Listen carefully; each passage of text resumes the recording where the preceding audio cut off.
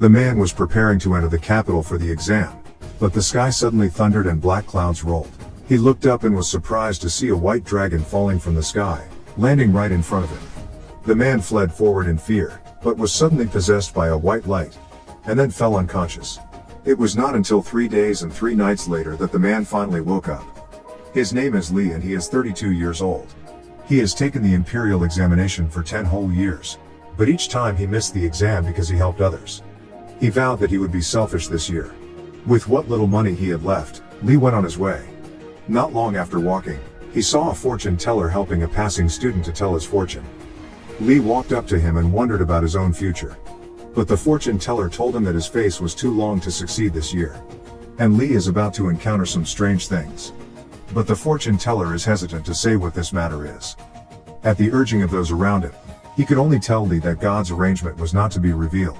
It was getting dark, and Lee was walking alone in the dark woods, chanting that he wanted to be selfish.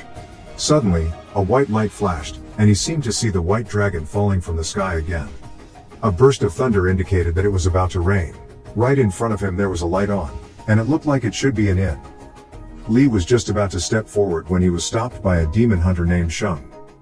Shung told him that there was something wrong with the inn and that it was better not to go there. But now in the wilderness, Lee could not find another place to stay. Only after he went inside did he find that the inn was really as Shung said. The atmosphere was very strange. The roof of the inn was covered with bells, the owner's wife only showed half of her face, and the demon-seeking disc around Shung's waist is spinning. But Lee did not notice these, went straight up to the second floor. But Shung looked a little extra excited. It turns out that the inn's owner and staff are all demons. And if they can catch these demons, Shung's name will be on the demon-catching list. By late at night, the inn began to be covered with vines. The 3 demons also showed their original forms and slowly crawled toward the second floor. But Lee did not hear any movement, because at the moment he was enjoying a hot bath. As his body slowly entered the water, a white dragon suddenly broke out of the water. His eyes were full of hostility, and he kicked one of the cat demons off the building, and the rest of the demons were also solved with 2 kicks. This all happened in an instant, so Shung came out in time to see only the demons that were kicked to the ground. Looking at the constantly rotating demon-seeking disc, she had to take a shot at Lee. However, she found that she was no match for Lee. In desperation, Shung had to activate the formation to stall for time. Lee saw the scene, but did not panic and attacked with water, and caught Shung in the process. At this moment, Lee's face looks like a bright smile, but exudes an air of danger. But at that moment, Lee suddenly froze in place. Immediately afterwards he seemed to regain his sanity, oblivious to what had just happened. When Shung saw him like this, he swung his fist and knocked Lee unconscious to the ground. When he woke up again, Shung began to ask him about his identity. But Lee himself did not know what had happened, and naturally could not provide many useful clues. But Shung still found some clues from Lee's only memories. Shung found that exactly 5 minutes had passed since Lee was possessed. And as soon as he entered the water, a soul swap would occur and Lee would be possessed. As expected, the moment Shung pushed Lee into the water, the white dragon reappeared. Shung also finally learned his true identity from the white dragon's mouth. He was the Lord of Thousand Mountain Lake, but 3 days ago, he was assassinated on his way to the tribulation. The dragon body fell right in front of Lee. Lee met the conditions for the possession of the dragon spirit, so the white dragon entered his body. As soon as Lee touches the water, his soul will be swapped and he will have the power of a divine dragon. Now the only way to bring the white dragon back to life and leave Lee's body is to get the dragon pearl. The dragon pearl is the trophy of the first dragon subduing master and is usually stored in the demon subduing pavilion. So Shung decides to take the white dragon to steal the dragon pearl, only they ignore Lee's thoughts. Lee wants to be a selfish person, and nothing can stop him from taking the test. Remembering what he said at his mother's deathbed, Lee left the inn in the dead of night. Walking again in the dark night, the call of the mother of dragons would come from time to time in the distance. Suddenly, Lee woke up from his sleep, only to find that it was already dawn. He packed his luggage and prepared to leave for the capital, only to be stopped by 3 robbers. Lee had only a little money on his body and was inevitably beaten by the robbers.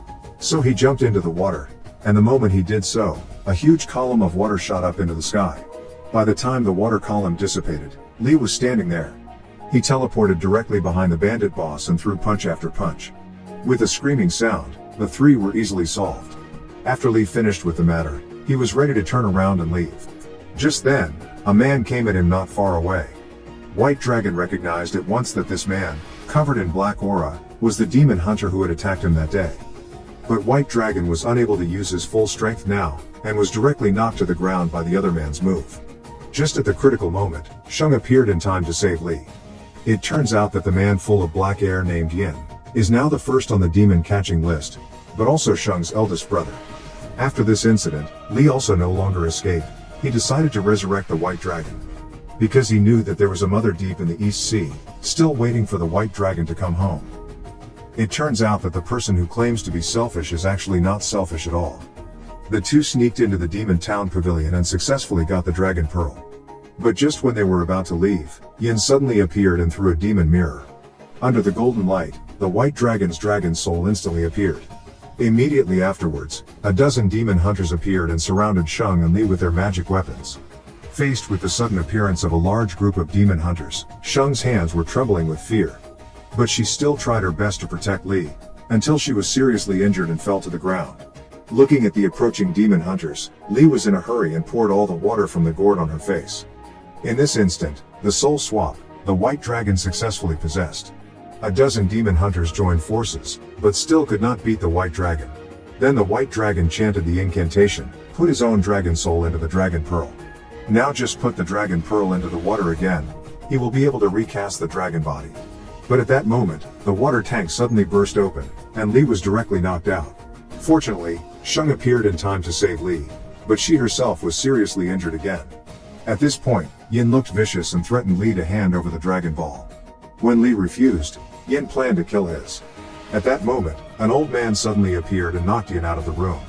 This old man is the owner of the place, and likewise Yin's teacher. It turned out that Yin had a dream since he was a child, that is, to reach the top of the Demon Subduer and become a Dragon Subduer Master. But no matter how hard he worked and how good he became, his teacher was unwilling to recognize him as a Master Dragon Subduer. So Yin absorbed the demon power and went to heaven to slay the dragon, thinking that if he subdued the dragon he could become a Master Dragon Subduer. Only he himself has long been unknowingly confused by the demonic energy. Since the teacher stopped him, he killed the teacher. Yin let out a roar and instantly black chi filled the air. He revealed his true form as a demon king, while his teacher turned into 3 streams of light to engage with him. But in the end, the teacher was still defeated, unable to move by Yin's control. Seeing that the battle was at a stalemate, the White Dragon had no choice but to let Li swallow the Dragon Pearl. In this way, the White Dragon would disappear and Li would lose his memory, but he would likewise get all of the White Dragon's magic power. After thinking it over, Li decided to swallow the Dragon Pearl. Immediately afterwards, Li entered the illusion world.